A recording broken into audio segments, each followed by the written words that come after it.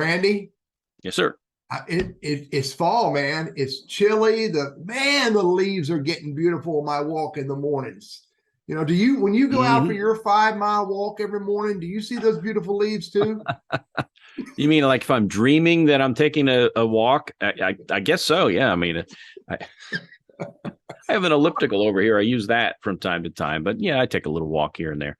Yeah, it is getting a little chilly. We're halfway through the month. And so, wow, it'll be Thanksgiving before we know it. And then Christmas and New Year's and holy cow. There it goes. Here's one. I have never met a holy cow. Holy mackerel. How about that one? Or holy mackerel. Now tell the folks who you are, man. Sure. It's Randy Wooden with Goodwill Industries of Northwest North Carolina. You know what? There are over, I'm going to say about 160 different Goodwill regions across the country. Ours is Goodwill of Northwest North Carolina. But if you travel around the states, you're going to find other Goodwills. They're all independent. Okay. They all have their own budgets, programs, and so forth. We are the first, and we believe still maybe the only professional center for any of them across the country, geared specifically toward helping professionals. We're free, work by appointment. So you can find me on LinkedIn. You can find me in the newspaper, on you name it. I'll answer to it, and we're happy to try to help you. But every couple of times a week, get a chance to hang out with Teddy. Teddy, why don't you tell folks who you are, and we'll dive into some trivia today. Yeah. So for those who have not met me, my business is all about LinkedIn as a business tool, teaching business professionals, sales leaders, even job seekers and housewives and ministers on how to use LinkedIn as a business tool. Focus on their specific purpose and goal. Mm-hmm. Love doing that kind of work. But Randy and I, we started back in April of 2020, and we decided to get together on a regular basis. Then we decided to create this Monday show where we share some research that Randy is contracted to do. And then we got some stories to share. We'll introduce our guests for this week. Yeah. And then Randy and I end with some tips. So Randy, you did the research, buddy. What'd you find? As always. So we're talking the 17th of October, and on births on this date here. Trivia question for you. This guy was born in 1848. William Candy Cummings. William Candy. What did Candy invent? And it wasn't candy. It wasn't candy? No, no idea. The Cummings engine? That would have been a good guess. He actually invented the curveball in baseball. First guy to do that. Also, actress Rita Hayworth, born on this date in 1918. I have her banners up. I'm sorry, never mind. Go ahead, Randy. Evel Knievel. You know his first name? First name was Robert. Was it Robert? Robert, yep. Yeah. Robert Knievel. That was his real name. Anyway, he was born in 1938. Comedian Norm Macdonald, who passed away not too awfully long ago, born in the state in 1959. And here's a trivia question for you. This character was born in 1972. His name is Marshall Bruce Mathers III. Bruce Mathers III. Marshall Bruce Mathers III. No idea, man. No idea. He is Eminem.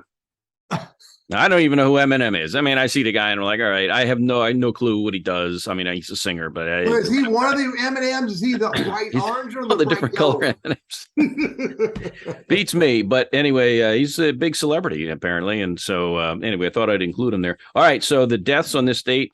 Here's one of the very few people. This guy's claim to fame. He's one of the very few. His name's Cal Hubbard. He passed away in 1977.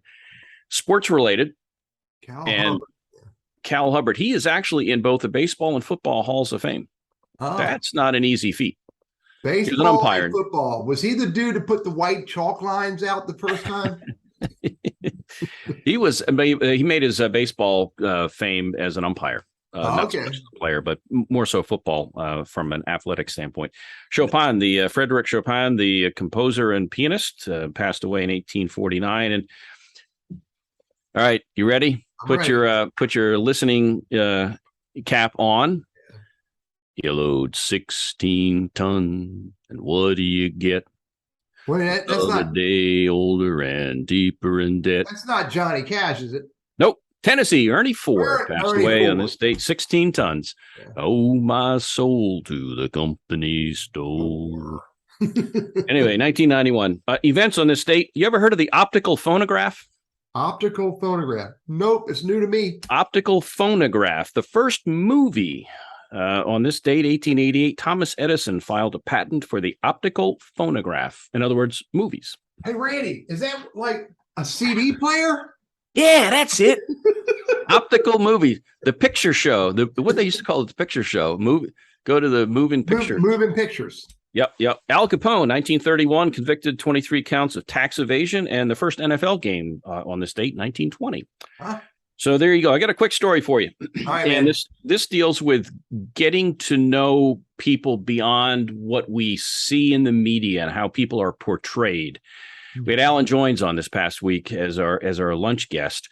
And, again, it's mayor, so you're not getting the same kind of noise that you get when you see, if you think whether it's Biden, you think Trump, you think Obama, Clinton, you think all of these folks are characterized positively or negatively in the media. And you begin to develop either a liking for them or a distrust or a dislike for them. But you know what? And I found this to be true in real life, too, because there are people who will disagree with policy, with politics, religion, whatever.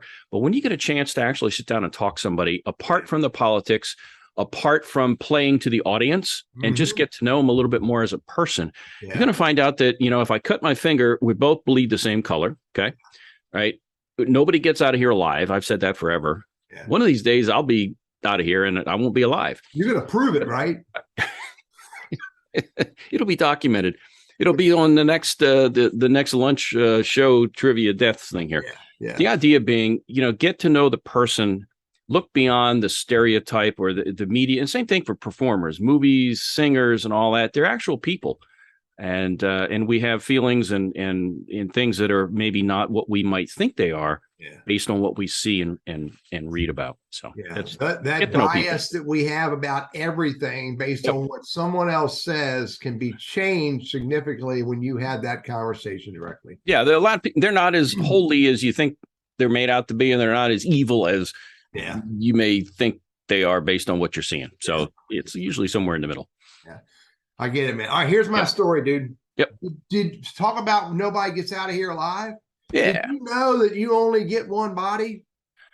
I saw that on Facebook, TV. Huh? It's on Facebook. I read that somewhere. So. Here's my story.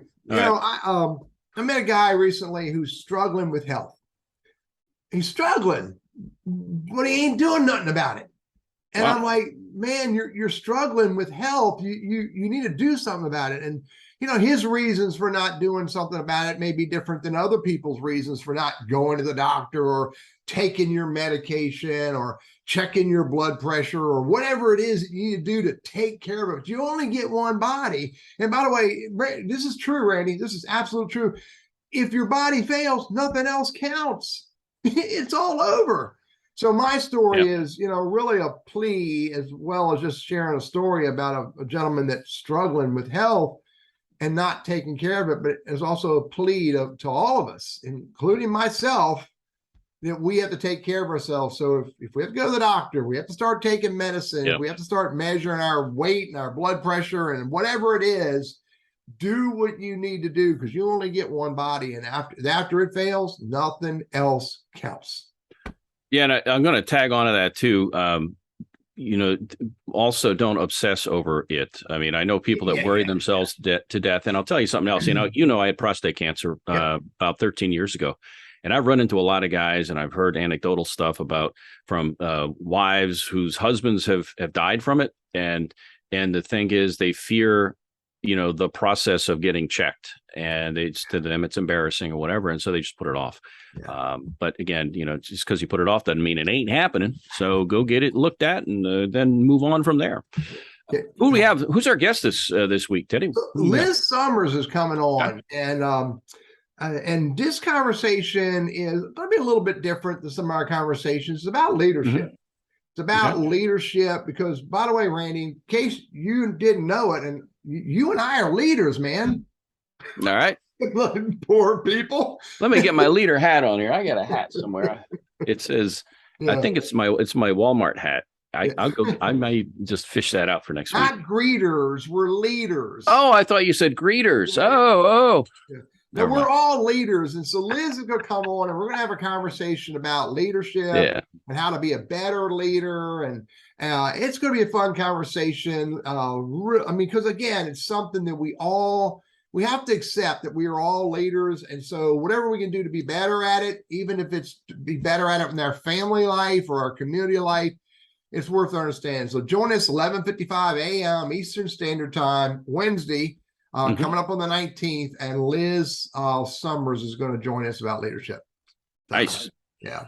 I've got a tip. Yeah, I have a tip for you. And I write a column every other Sunday in the Winston-Salem Journal. And on the 9th, so back in October 9th, I wrote a column dealing with how to know whether you may be talking too much during interviews or even in your day-to-day conversation. So I'm going to paraphrase here a little bit. And I'm no scientist, so I'm sure there are other more meaningful indicators. But just from a layman's standpoint, if you're interviewing and you're the answerer of a question, or you're answering the question, look for a few things. First of all, look to see if they're simply nodding their head. And that usually means that they follow the logic of what you're saying. If instead of going like that, then obviously they don't. So pay attention to that. That usually means you're okay, and you should keep on talking. Yeah. When they make sounds, that's a little more heightened sense that they really kind of get what you're saying. They're kind of saying, yeah, I get it. But then when they make that, they do that.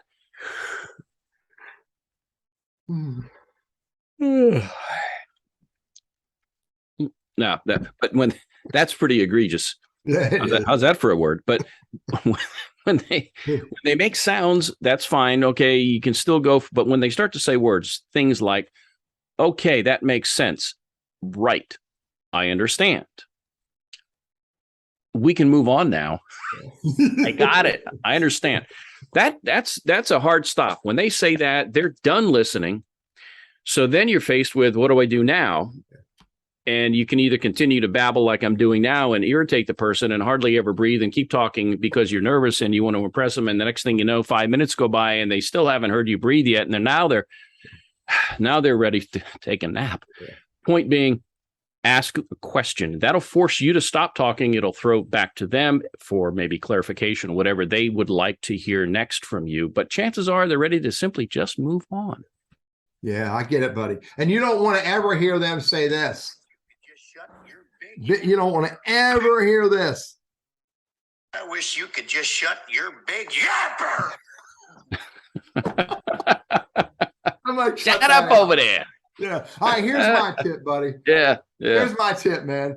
Stop trying so hard. Stop forcing it. People get on LinkedIn, they use social media, they do the things they're supposed to do, and often we're trying so hard. We're trying to force success, and you can't force success. And no matter what the tool is, it could be LinkedIn, it could be, your CRM tool, it could be your, applicant tracking system, it could be a number 2 pencil. If you force it too hard, you may not get the results you want to get. So have a process and understand how to measure, does your process work, and stick to your process rather than trying to force it to work. How's that? Yeah, it makes sense. And, we talk about being our realistic self and so forth. And I think we all have seen people trying too hard, whether it's in interviews or in sales or in whatever. And it's a bit off-putting. Be candid about it. So be your authentic self. And good advice, Teddy, as always. Cool. Yep. All right, buddy. Look, see you on Wednesday with Liz, and we'll catch up then. Until then, you take care. All right. I'll see you.